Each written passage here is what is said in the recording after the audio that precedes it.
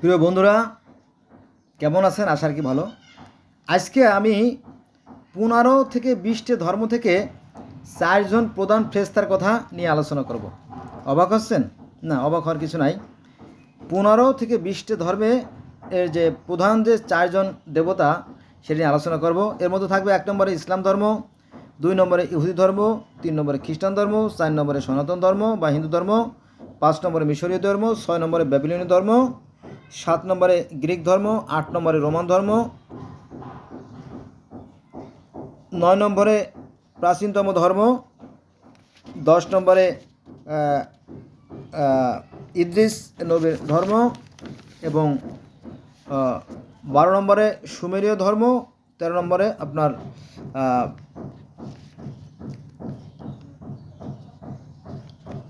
ব্যাবিলনের যে আশেপাশে যে ধর্মগুলো সেখান থেকে আলোচনা করবো আর কি।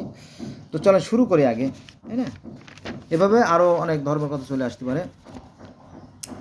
আমরা যারা মুসলমান, আমরা জানি যে আমাদের প্রধান যে ফেরেশতা 4জন: আজরাইল, জিব্রাইল, ইসরাফিল আর মিকাইল।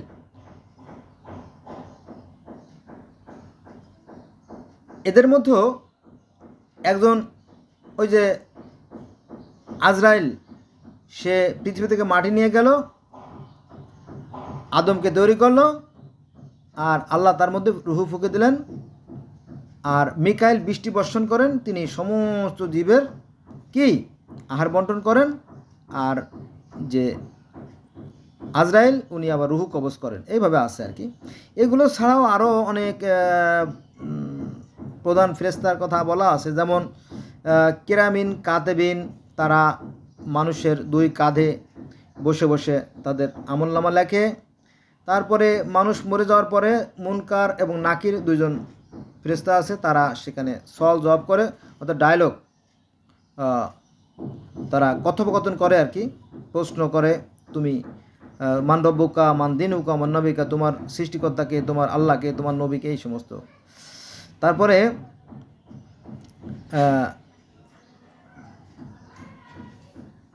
হারুত মারুত ফেরেশতার কথা কোরআনে আছে। তারপরে জান্নাতের একজন ফেরেশতা আছে রেদওয়ান, আর নরকের একজন ফেরেশতা আছে মালেক। তো ইসলাম ধর্মে যা আছে, ইহুদি ধর্ম আর খ্রিস্টান ধর্ম তাই আছে, কারণ এই 3টে ধর্মকে একসঙ্গে বলা হয় আব্রাহামিক রিলিজন বা ইব্রাহিম নবীর ধর্ম। অন্য দুটো আমি যাব না, তাহলে সময় নষ্ট হবে। তাহলে আমরা 3টে ধর্ম পাইলাম যে 4জন করে ফেরেশতা এবং আরও ফেরেশতা আছে। তবে একটু ভিন্ন নাম আছে, যেমন ইহুদিরা বলে যে আর্কঅ্যাঞ্জেল, হ্যাঁ, তারপরে ডেভিল, লুসিফার, এরকম তো আর কি। নামটা একটু ভিন্ন হলেও কিন্তু তাদের কার্যকলাপ বা ভূমিকা কিন্তু এক। আচ্ছা, এবার আমরা যাবো সনাতন ধর্মে। তো সনাতন ধর্মে কিন্তু 4জন প্রধান দেবতার কথা বলা আছে খোদ বেদে। যদি আমরা এইভাবে বলি যে ব্রহ্মা, বিষ্ণু, শিব আর মহেশ্বর। ব্রহ্মা হচ্ছে শিব পালনকর্তা, ব্রহ্মা হচ্ছে পালনকর্তা, সৃষ্টিকর্তা, বিষ্ণু হচ্ছে পালনকর্তা, আর শিব হচ্ছে সংহারকর্তা। ঠিক আছে? আর ইন্দ্র, ইন্দ্র হচ্ছে স্বর্গের দেবতা। ইন্দ্র, ইন্দ্র হচ্ছে স্বর্গের দেবতা, আর যম হচ্ছে নরকের দেবতা। বোঝা গেছে? আমাদের ইসলাম ধর্মে যেমন স্বর্গের দেবতা রেদওয়ান, হিন্দু ধর্মে স্বর্গের দেবতা ইন্দ্র, আর ইসলাম ধর্মে স্বর্গের দোজকের দেবতা মালেক, আর হিন্দু ধর্মে দোজকের দেবতা যম। আবার যদি আমরা গ্রিক ধর্মে যাই, তাহলে গ্রিক ধর্মে আপনার স্বর্গের যিনি দেবতা তিনি হচ্ছে জিউস, আর নরকের যে দেবতা সে হচ্ছে হেডেস। বোঝা গেছে? এটা আর কি। এবার আমরা যদি মিশরীয় ধর্মে যাই, তাহলে মিশরীয় ধর্মে কিন্তু 4জন প্রধান ফেরেশতা আছে। 1 নম্বরে হু, 2 নম্বরে হেহো, হু, শেহা, শেহেম, হেহো। হু, শেহা, শেহেম, হেহো, 4জন প্রধান ফেরেশতার কথা বলা আছে কোথায়? মিশরীয় ধর্মে। কারণ মিশরীয়রা পৃথিবীতে প্রায় 3,500 বছর রাজত্ব করে আর কি।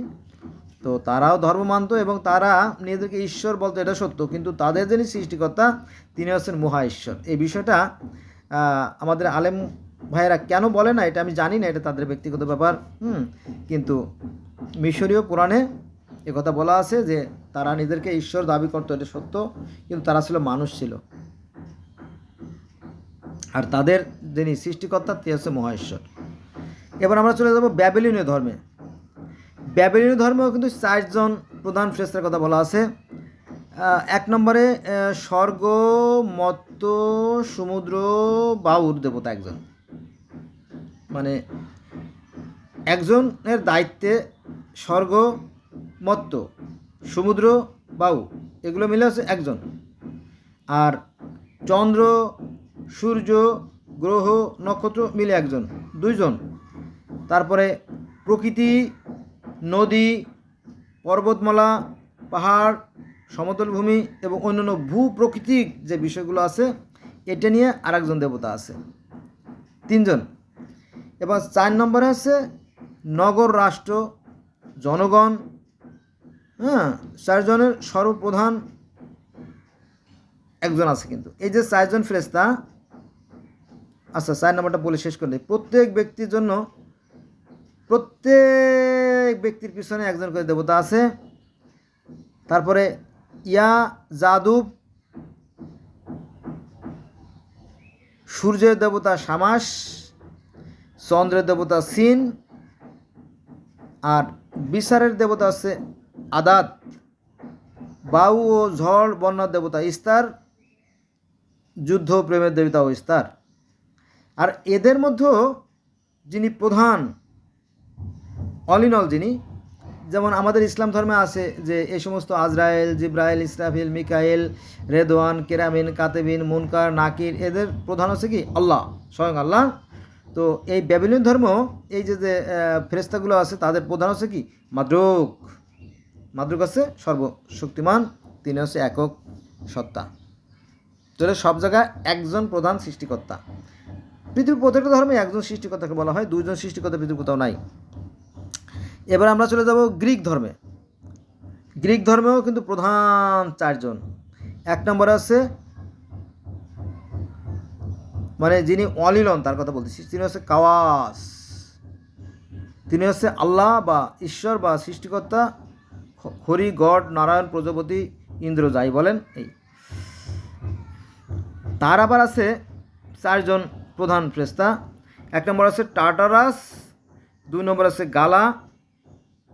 একটু সুন্দর করে বলি, সেটা হচ্ছে যে গ্রিক ধর্মের যিনি অল ইন অল, যিনি সর্বশক্তিমান, তিনি হচ্ছে কাওয়াস। তিনি হচ্ছে জ্যোতিময়, নিরাকার, অশরীরী, জন্মরহিত।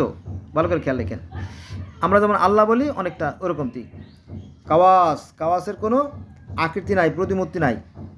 তো তার আবার 4 জন, একটা আছে টার্টারাস, 2 নম্বরে গালা, 3 নম্বরে আইরিস, আর 4 নম্বরে এরিবাস। আর একজন আছে এনএসবি, এনএক্স, উনি হচ্ছে রাতের দেবী আর কি। তো এখানে আমরা 4 জন পাইলাম। এরপরে যদি আমরা যাই রোমান ধর্মে, সেখানেও একই কথা। আবার এই যে প্রধান 4 জন ফেরেশতা, প্রথমে সৃষ্টিকর্তা কাওয়াস, কাওয়াসের পরে 4 জন ফেরেশতা প্রধান, প্রধানের পরে আবার নর্মাল কিছু ফেরেশতা আছে, সেখানে 10 জন, 12 জন, 7 জন, 9 জন, এক এক ধর্মে এক এক রকম বলা আছে। তার একটা তালিকা আমি বর্ণনা করি আপনাদেরকে গ্রিক ধর্ম থেকে। 1 নম্বর আছে নেসাল, 2 নম্বর আছে ইউরিয়া, 3 নম্বর আছে পটাস, 4 নম্বর আছে ইউরেনাস, 5 নম্বর আছে থালাসা, 5 নম্বর আছে অ্যান্থের, 7 নম্বর আছে আপনার হেমেরা, 8 নম্বর আছে নেমেলস, 9 নম্বর আছে থারাটোস, আর 10 নম্বর আছে হাইপ্রোস। এবার আমরা চলে যাব আরেকটা ধর্মে, সেটা হচ্ছে অজানা ধর্ম, অজ্ঞাত ধর্ম, যেটার দিন, ক্ষণ, তারিখ, সময় নাই। এটা আছে কোরআনে। কোরআন থেকে আমরা জানতে পারি যে অতীত মানুষেরা এই প্রধান 4 জন ফেরেশতা বিশ্বাস করত। লাত বা আল্লাত, লাত, মান্না, উজ্জা, হাবল, এটা হচ্ছে কোরআন শরীফ থেকে নেওয়া 4টে। যে প্রাচীনকালে বা অতীতে যে মানুষেরা যে 4 জন দেবতার পূজা করত, সেখানে লাত, মান্না, উজ্জা, হাবল 4 জন। দেখেন যে সব জায়গায় 4 জন। ইসলাম ধর্ম 4 জন, ইহুদ ধর্ম 4 জন, খ্রিস্টান ধর্ম 4 জন, হিন্দু ধর্ম 4 জন, মিশরীয় ধর্ম 4 জন, ব্যাবিলন ধর্ম 4 জন, গ্রিক ধর্ম 4 জন, রোমান ধর্ম 4 জন, আর এখানে অজানা যে ধর্ম সেখানেও 4 জন। এবার আসেন আমাদের ইসলাম ধর্মের যে নবী ইদ্রিসের বংশেও 4 জন ছিল, অথবা নুহু আলাইসাল্লামের যে বংশ ছিল, মানে প্রথম যে নুহুর বন্যা, সেখানে আমরা জানতে পারি যে 4 জনকে অত্যন্ত সম্মান করা হতো। 1 নম্বর আছে সোয়াদ, 2 নম্বর আছে ইয়াগুত, 3 নম্বর আছে নাসার, আর 4 নম্বরে ইয়াউক। এরকম 4 জনকে তারা কী করতো, তার মূর্তি তৈরি করে তার পূজা করা হতো। সেটাও আরও অতীতের এক কাহিনী আর কি। সেখানে আমরা 4 জন পাই। এই 4-এর ভিতরে একটা রহস্য রয়ে গেছে। কী সে রহস্য সেটা আমি বলতে পারবো না। আচ্ছা, এবার আসেন সুমেরিয়ান ধর্মে। সুমেরীয় অঞ্চলে অনেক ধর্ম আছে, অতগুলো তো আর আলোচনা করা যাবে না, আপনারা বুঝে নিন।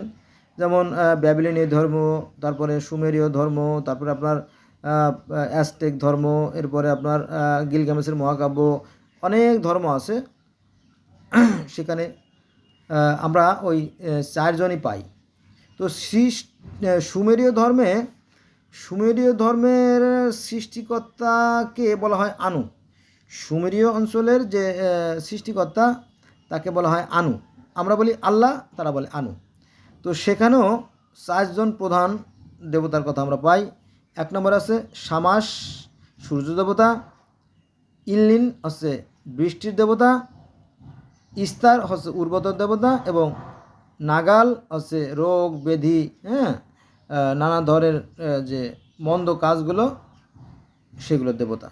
এবং এই যে সুমেরীয় ধর্মে সৃষ্টিকর্তা আনু, এই আনুকে সন্তুষ্ট করার জন্য তারা জিগুরাত নামক ধর্ম মন্দিরে তারা আরাধনা করতো, প্রার্থনা করতো। যেমন আমরা মুসলমানরা মসজিদে প্রার্থনা করি, হিন্দুরা মন্দিরে করে, আর ওই সময়ের যে মানুষেরা তারা জিগুরাতে তারা সেই সৃষ্টিকর্তার সন্তুষ্টির জন্য ধ্যান, তপস্যা, আরাধনা করত।